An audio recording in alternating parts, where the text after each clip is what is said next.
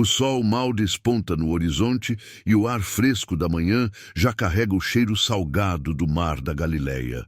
Um grupo de homens se reúne na praia, suas mãos calejadas preparando redes para mais um dia de trabalho. Entre eles estão Pedro, André, Tiago e João. Nomes que se tornariam lendários, mas que neste momento são apenas pescadores comuns, prontos para enfrentar os desafios do dia. Bem-vindos a uma jornada fascinante pelo cotidiano dos pescadores do Mar da Galileia no tempo de Jesus.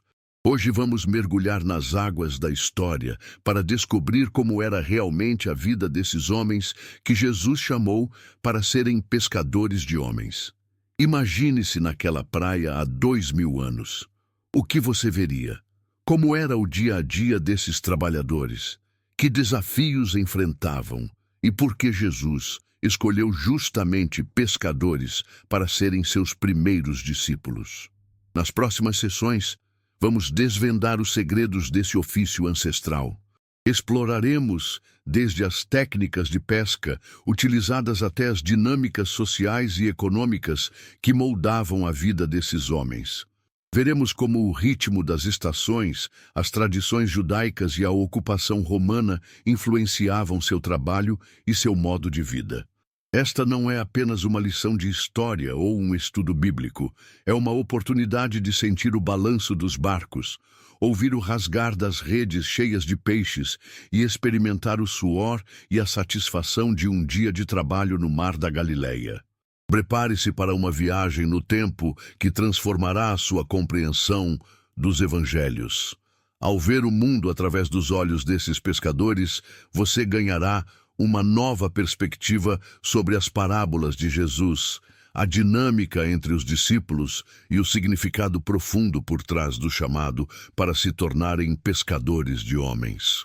Então, vamos lançar nossas redes e ver o que podemos descobrir nas profundezas da história dos pescadores do Mar da Galileia.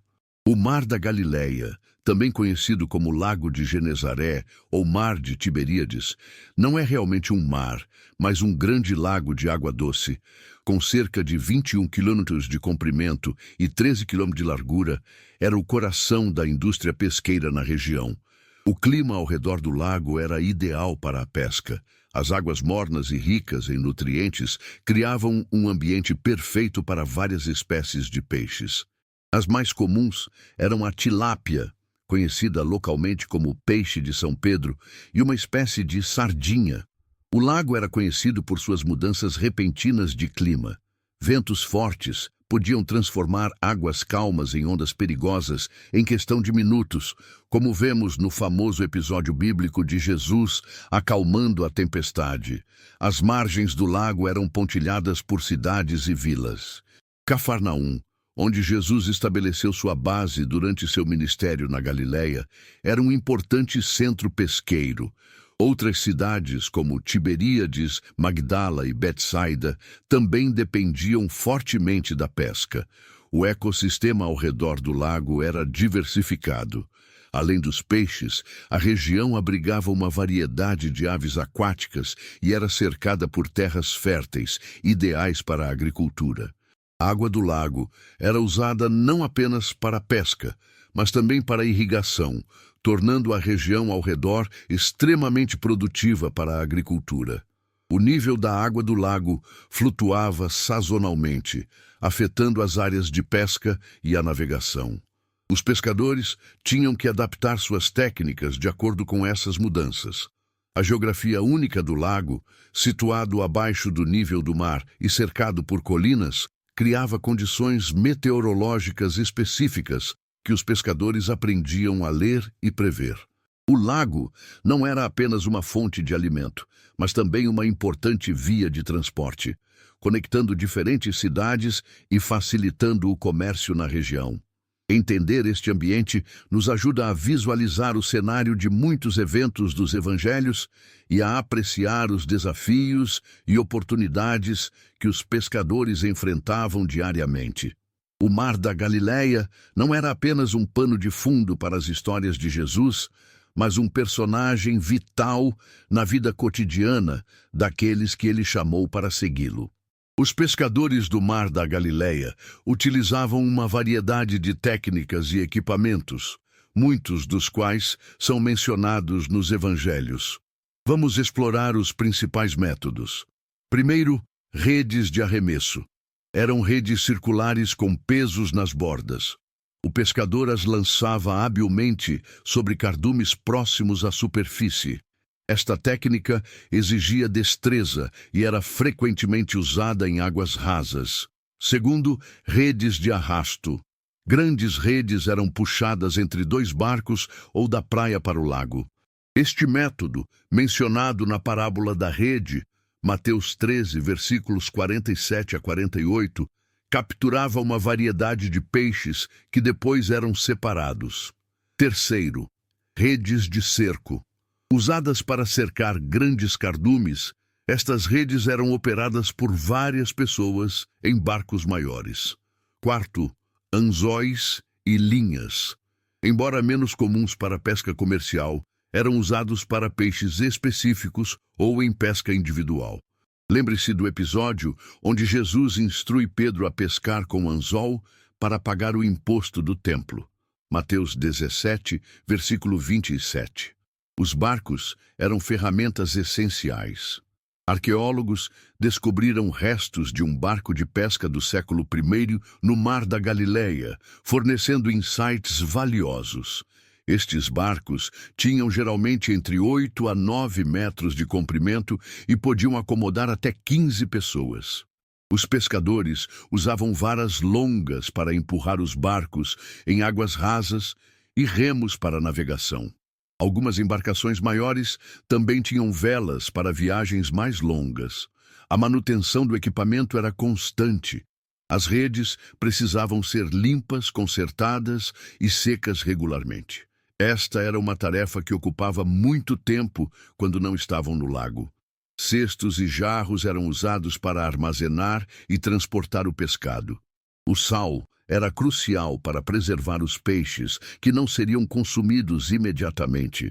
Os pescadores desenvolviam habilidades específicas, como a capacidade de ler as águas e o clima, conhecer os hábitos dos peixes e manejar as redes com eficiência. O trabalho era frequentemente realizado à noite, quando certos tipos de peixes eram mais ativos e as águas mais calmas. Isso explica por que os discípulos estavam pescando à noite quando Jesus os encontrou após sua ressurreição. João 21. Compreender essas técnicas e equipamentos nos ajuda a visualizar melhor as cenas descritas nos evangelhos e a apreciar a experiência e as habilidades que os primeiros discípulos trouxeram para seu novo papel como pescadores de homens. A pesca no Mar da Galileia era mais do que uma simples atividade de subsistência. Era uma indústria vital que sustentava a economia local e alimentava grande parte da região. Os pescadores geralmente trabalhavam em grupos ou cooperativas familiares. Isso permitia que compartilhassem recursos, dividissem o trabalho e maximizassem seus lucros. As famílias de Pedro e André e de Tiago e João, mencionadas nos evangelhos, provavelmente operavam dessa forma. A indústria pesqueira envolvia não apenas os pescadores, mas uma rede mais ampla de trabalhadores. Havia fabricantes e reparadores de redes, construtores de barcos, comerciantes de sal para a preservação do pescado e vendedores nos mercados. O comércio de peixe era vibrante. Peixes frescos eram vendidos localmente, mas uma grande quantidade era salgada ou seca para preservação.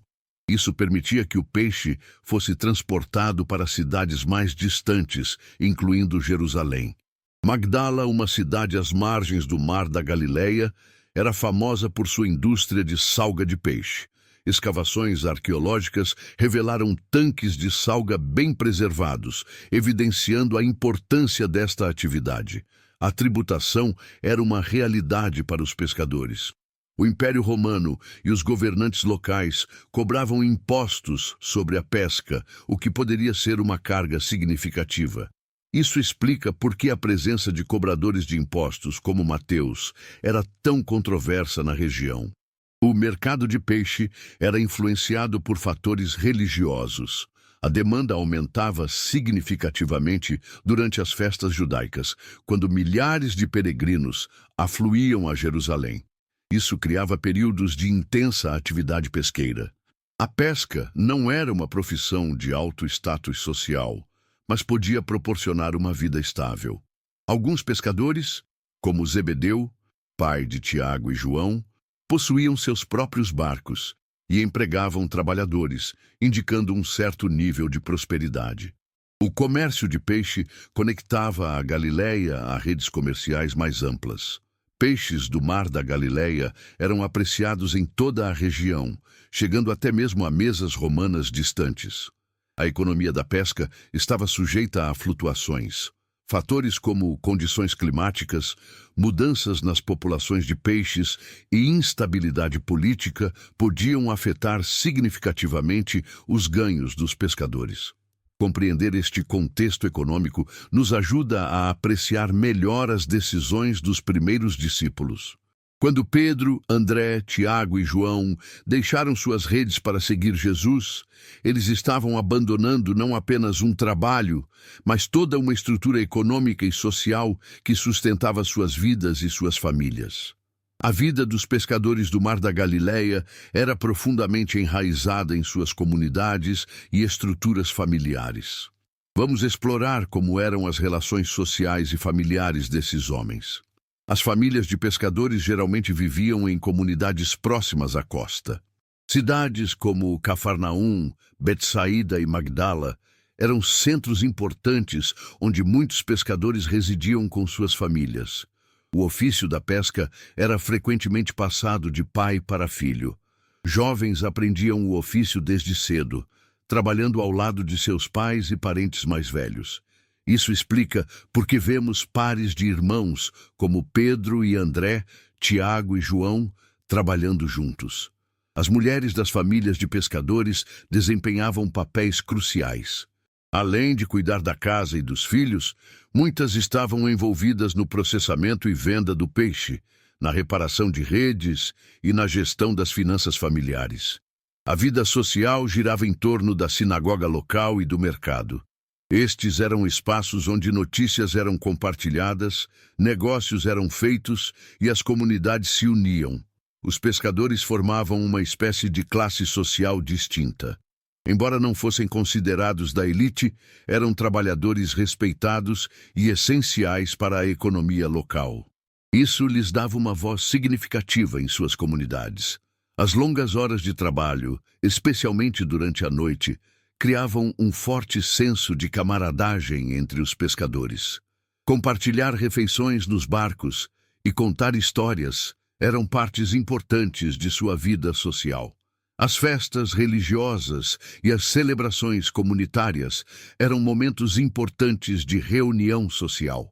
Os pescadores participavam ativamente dessas ocasiões, que muitas vezes envolviam o compartilhamento de suas capturas.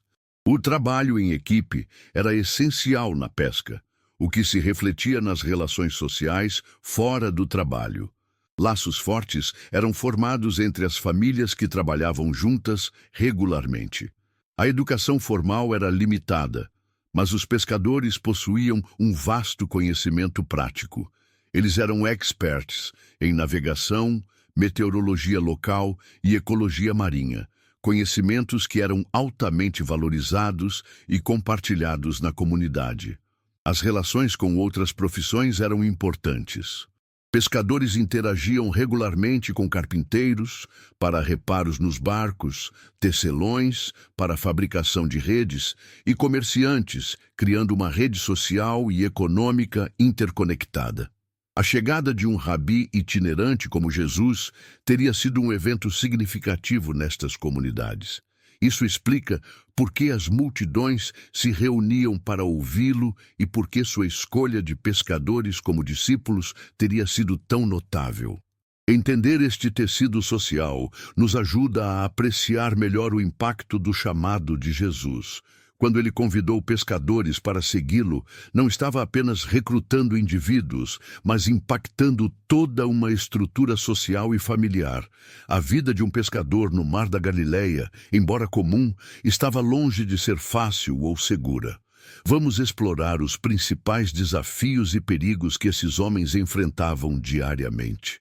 Tempestades súbitas eram uma ameaça constante. O Mar da Galileia é conhecido por suas mudanças rápidas de clima, com ventos fortes descendo das colinas circundantes e transformando águas calmas em ondas perigosas em questão de minutos. O episódio de Jesus acalmando a tempestade, Marcos capítulo 4, reflete essa realidade. O trabalho noturno, comum na pesca, trazia seus próprios riscos. A visibilidade reduzida aumentava o perigo de colisões com outras embarcações ou com rochas próximas à costa. Afogamentos eram um perigo real. Mesmo pescadores experientes podiam ser pegos de surpresa por ondas ou cair de seus barcos durante manobras de pesca. A exposição constante aos elementos era desgastante. O sol escaldante durante o dia e o frio úmido das noites causavam problemas de saúde a longo prazo, como doenças de pele e problemas respiratórios. Lesões físicas eram comuns.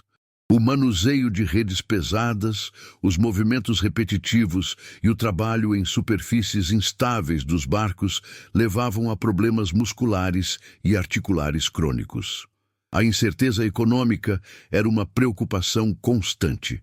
Dias ou até semanas sem uma boa pescaria podiam colocar famílias inteiras em dificuldades financeiras.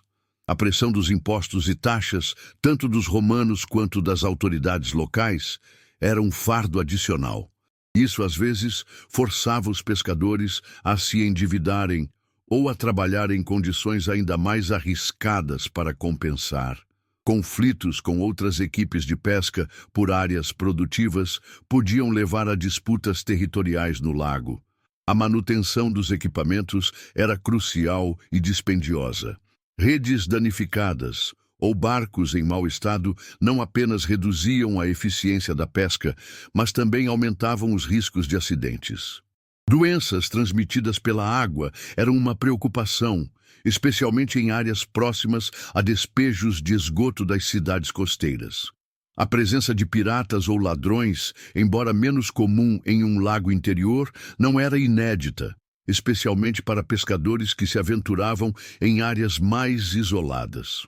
O esgotamento físico devido às longas horas de trabalho aumentava o risco de acidentes e afetava a saúde mental dos pescadores.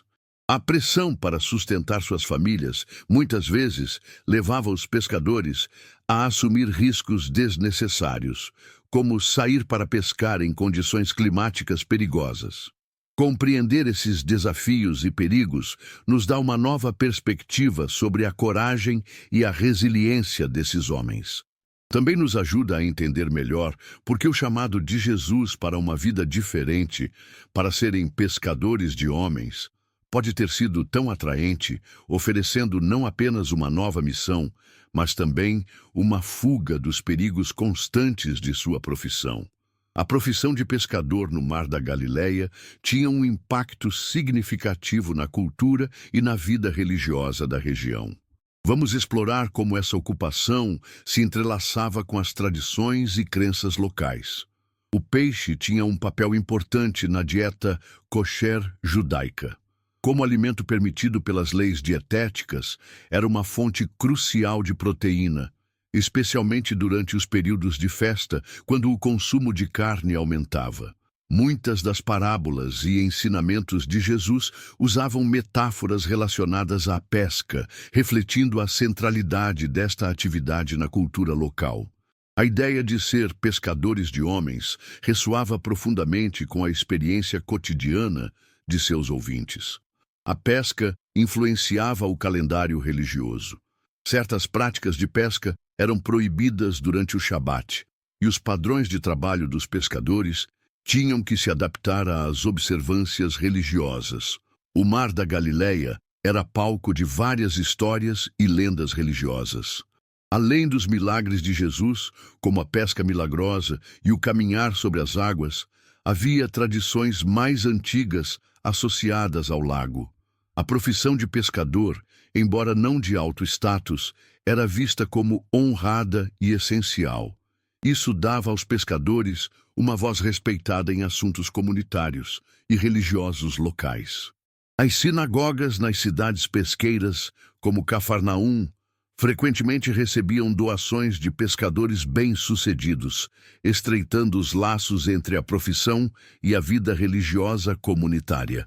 A presença de pescadores não-judeus no lago criava um ambiente de intercâmbio cultural e religioso, expondo as comunidades judaicas a diferentes práticas e crenças. O simbolismo do peixe tornou-se importante no cristianismo primitivo, possivelmente influenciado pela origem de muitos primeiros discípulos como pescadores. As práticas de pesca às vezes se chocavam com interpretações estritas da lei judaica, como questões sobre quais tipos de redes ou métodos de pesca eram permitidos em determinados dias. A dependência da comunidade em relação à pesca influenciava as orações e rituais locais. Bênçãos especiais para uma boa pesca e gratidão pelos frutos do mar eram comuns. O conhecimento profundo que os pescadores tinham do lago e seus padrões às vezes era visto como uma forma de sabedoria divina, conectando-os mais intimamente com a criação de Deus. A transformação de simples pescadores em líderes religiosos, como no caso dos apóstolos, tornou-se um poderoso símbolo de como Deus pode usar pessoas comuns para propósitos extraordinários. Compreender este contexto cultural e religioso enriquece nossa leitura dos evangelhos. Vemos como Jesus habilmente usou o ambiente familiar dos pescadores para transmitir verdades espirituais profundas, e como a escolha de pescadores como seus primeiros discípulos tinha ressonâncias culturais e religiosas significativas para a comunidade local. Bloco 8. Conclusão e reflexões finais. Ao concluirmos nossa jornada pela vida dos pescadores no Mar da Galileia, percebemos que estamos diante de um quadro rico e complexo, muito além da simples imagem de homens em barcos lançando redes. Vimos como o ambiente único do Mar da Galileia moldou não apenas uma profissão, mas todo um modo de vida.